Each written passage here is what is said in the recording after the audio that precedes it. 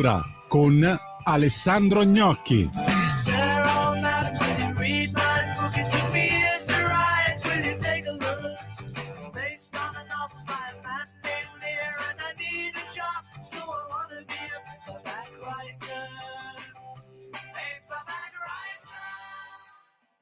Buonasera, eccoci ad Alta Tiratura su Radio Libertà. Io sono Alessandro Gnocchi. Adesso parliamo un attimo delle classifiche di vendita di questa settimana. È uscito un nuovo libro di Joël Dicker e subito è andato dritto al primo posto in classifica e diciamo che la classifica di questa settimana vede un ritorno della narrativa, perché nelle prime 5 posizioni c'è anche Alessia Gazzola con il suo nuovo romanzo e anche Susie Collins con uno spin-off della sua fortunatissima serie degli Hunger Games.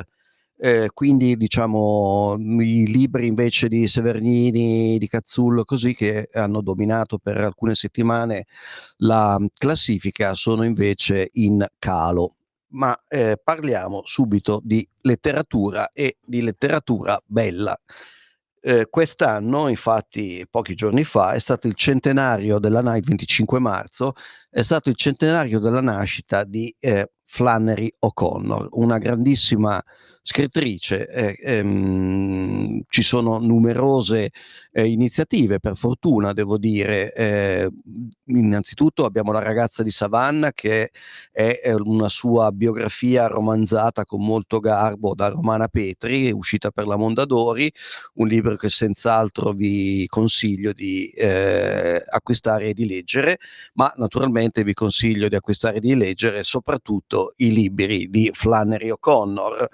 Lei è principalmente una scrittrice di racconti, però ci sono anche 2 romanzi molto significativi: La saggezza nel sangue, che forse è il suo libro più famoso, uscito nel 52, e quello che secondo me è il suo libro più bello, che io ho trovato straordinario, e che si intitola Il cielo è dei violenti. Quest'ultimo lo trovate in una bella edizione delle Einaudi.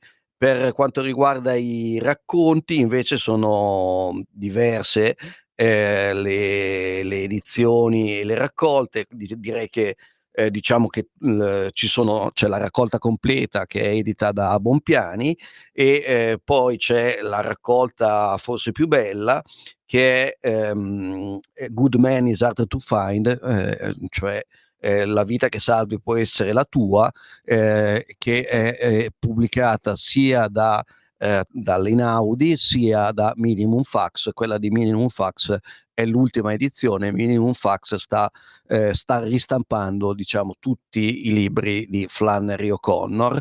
Date un'occhiata e descriviamo un attimo chi era questa signora della letteratura americana. Flannery O'Connor è considerata una grande scrittrice, diciamo,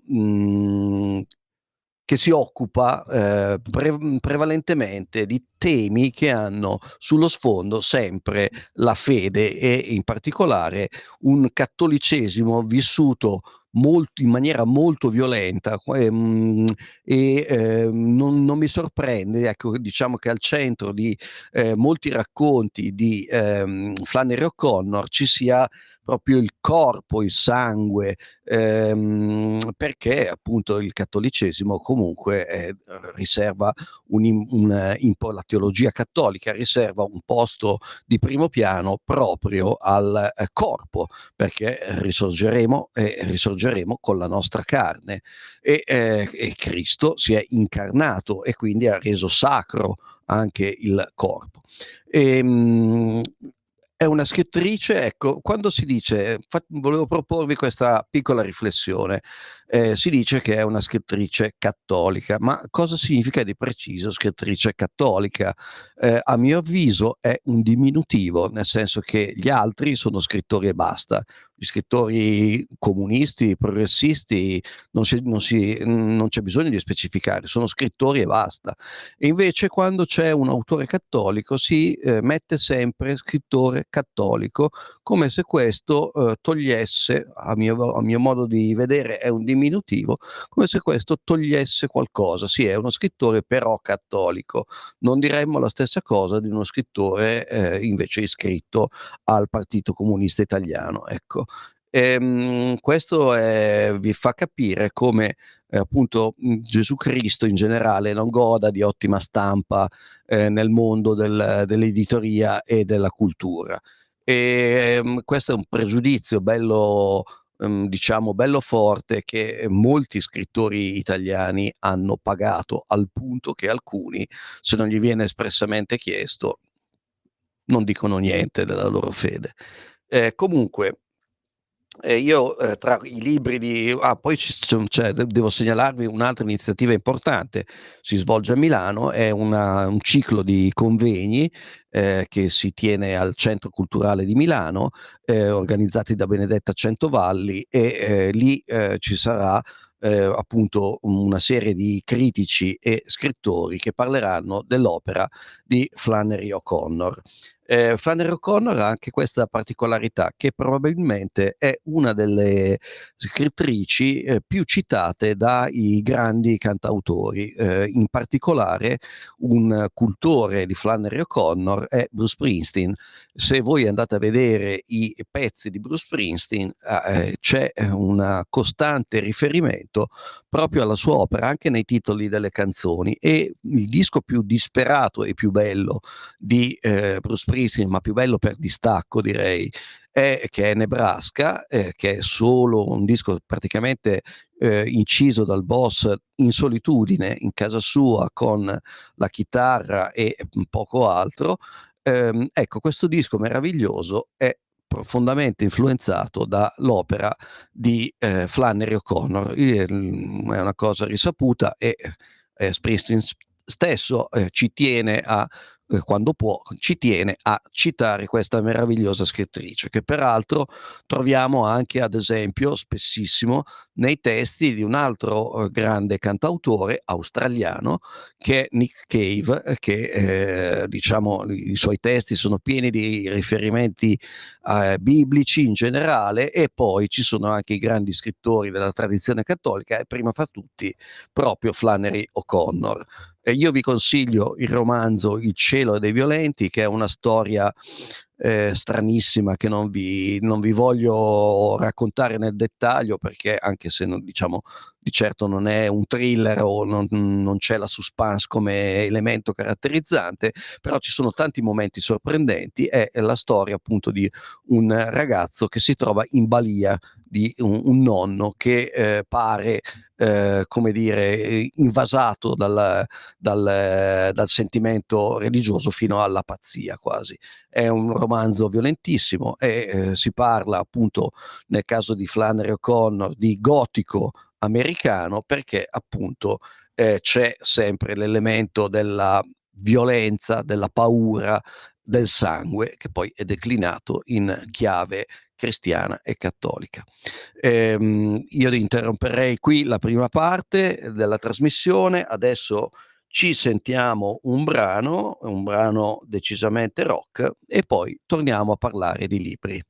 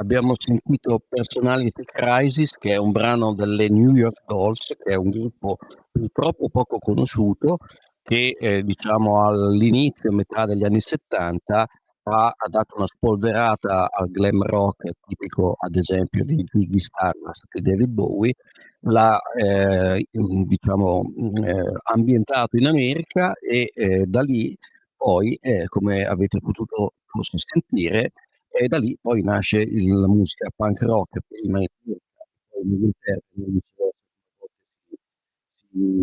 si vede scritto sui giornali o sui fonti. Eh, Poi mi è fatto un divano nel mio posto perché è morto di recente, qualche giorno fa, il cantante David Johansen, poco noto, ma molto, molto influente. Non esisterebbero gruppi come Kiss senza lui. Adesso vorrei parlarvi di un argomento apparentemente strano ed esoterico. Allora, ehm, voglio parlarvi di quella che è la compagnia dell'algoritmo, ovvero, vi vorrei accompagnare a spasso per la Silicon Valley insieme a Tolkien come guida. Perché?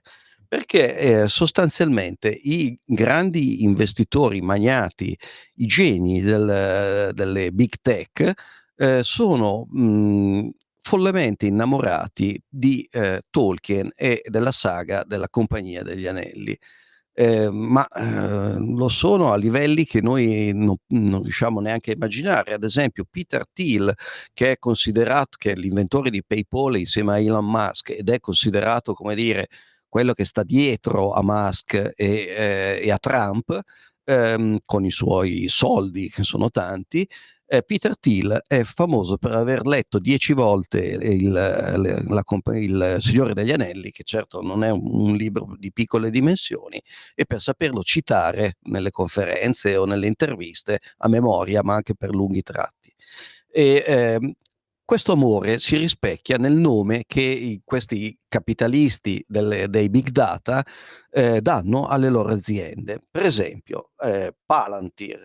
Palantir è forse diciamo il principale fornitore di software bellico all'esercito degli Stati Uniti, è di proprietà come soldi, come capitale di Peter Thiel, è diretta da Alexander Karp, ne abbiamo già parlato in un'altra trasmissione.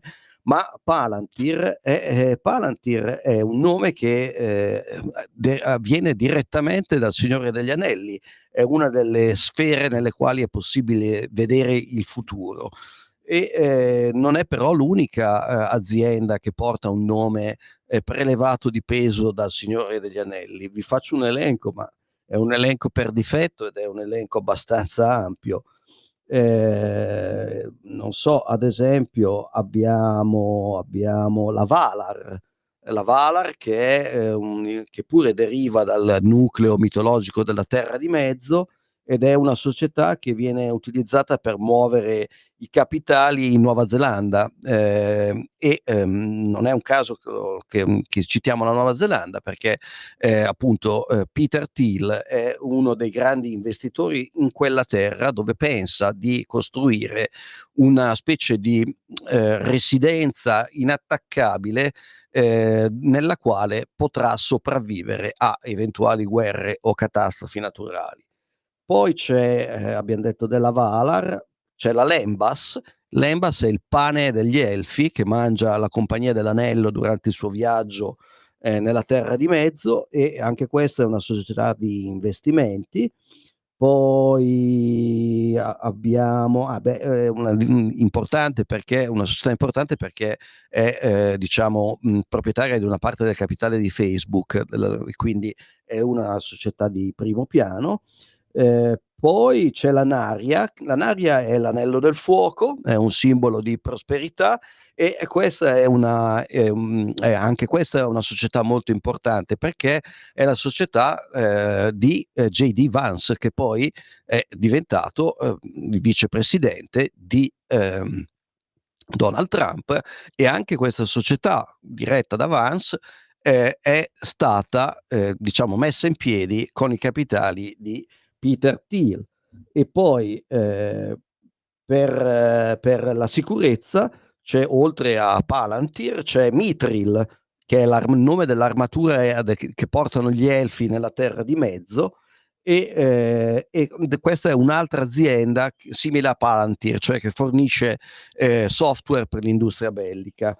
Cioè non è solo, queste erano tutte, diciamo, legate in qualche modo al giro di Peter Thiel e di Elon Musk, ma anche al di fuori di quel giro ci sono aziende che portano un nome tolkieniano. La Anduril Industries, che è, diciamo, una azienda che per prima nella Silicon Valley ha orientato i suoi affari verso l'industria bellica. La Silicon Valley non è, diciamo, trova che sia un tradimento collaborare dal punto di vista bellico con lo Stato.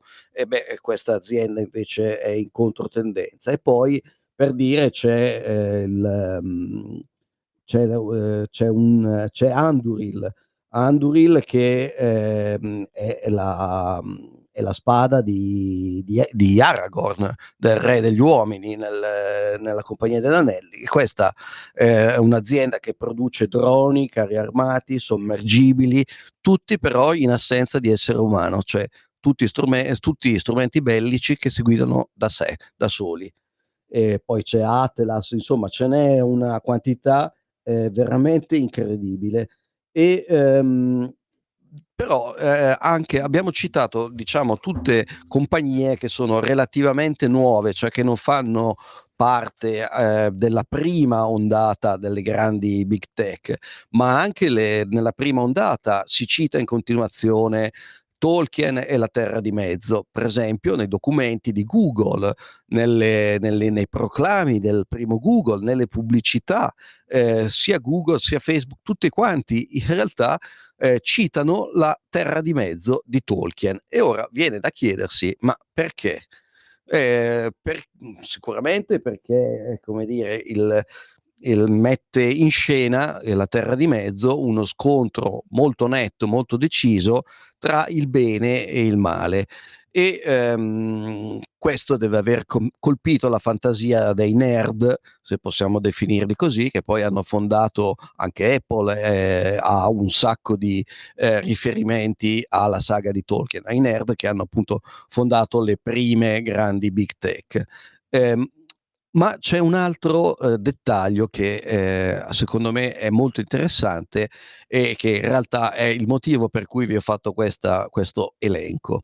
Perché se noi guardiamo le big tech, le prime, Google, Apple, Facebook e così via, fanno riferimento a una parte particolare di Tolkien, cioè si riconoscono negli Hobbit.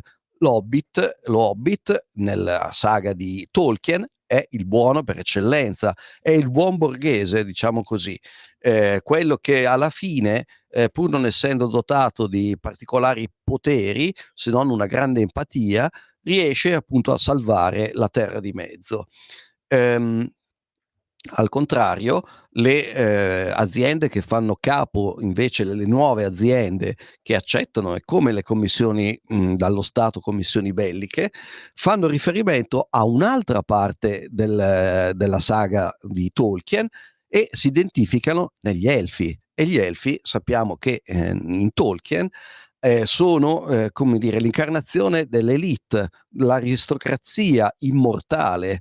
E quindi Peter Thiel, Elon Musk e questa gente si riconosce negli elfi e quindi ha una visione elitaria e aristocratica. D'altronde, una delle critiche principali che Musk, Thiel, Karp e questi nuovi tra virgolette, insomma, imprenditori big tech, la critica che questi muovono alla vecchia Silicon Valley è questa: cioè voi Google, voi Facebook, voi Apple, un tempo avevate grandi sogni e coltivavate una vera innovazione. Adesso, al contrario, non fate altro che produrre delle app per il consumatore e questo significa, come dire, ridurre di molto l'importanza e l'ampiezza dell'innovazione.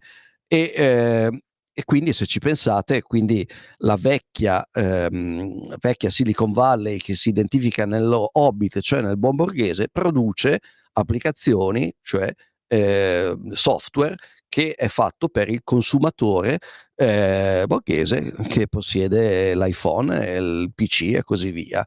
Al contrario, le big tech nuove dicono di avere sogni più grandi, di voler rivoluzionare tutto quanto, ma per rivoluzionare, dicono, bisogna allearsi con lo Stato, anzi alcuni di loro dicono bisogna sostituirsi allo Stato, e è lo Stato che ha creato internet, per dire, proprio la cavi e la connessione. Senza lo Stato non si possono fare questi grandi enormi progetti, e loro di fatto vogliono andare su Marte, vogliono essere capaci di predire il futuro attraverso l'analisi dei big data, vogliono rifare la sicurezza nazionale utilizzando gli strumenti del capitalismo cosiddetto di sorveglianza, vogliono cambiare tutto, e non è detto che sia un cambiamento in meglio per la libertà del cittadino. Comunque staremo a vedere. Di sicuro noi abbiamo già una plastica rappresentazione di questa fusione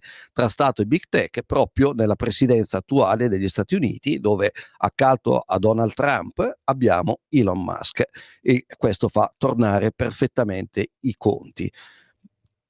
Tolkien quindi è l'ispiratore di tanta parte dell'industria big tech.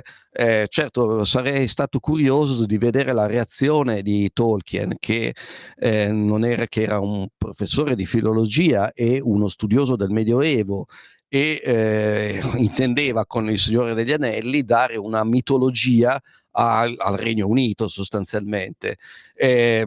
Come avete capito da quello che vi ho detto, non era affatto un uomo orientato verso il progresso, qualunque esso sia, era piuttosto un conservatore, e quindi è abbastanza sarebbe divertente vedere chiedere a Tolkien: signor Tolkien, ma lei cosa ne pensa della Silicon Valley di Elon Musk e di Peter Thiel che usano il suo libro? La risposta ovviamente non la possiamo conoscere, però se vi capita, per questi temi, uno dei libri che lo trattano è appena uscito, un libro di Alessandro Aresu, Geopolitica dell'intelligenza artificiale, viene sfiorato anche questo argomento. Un libro comunque interessante, edito da Feltrinelli, che vi consiglio, e vi do appuntamento alla settimana prossima.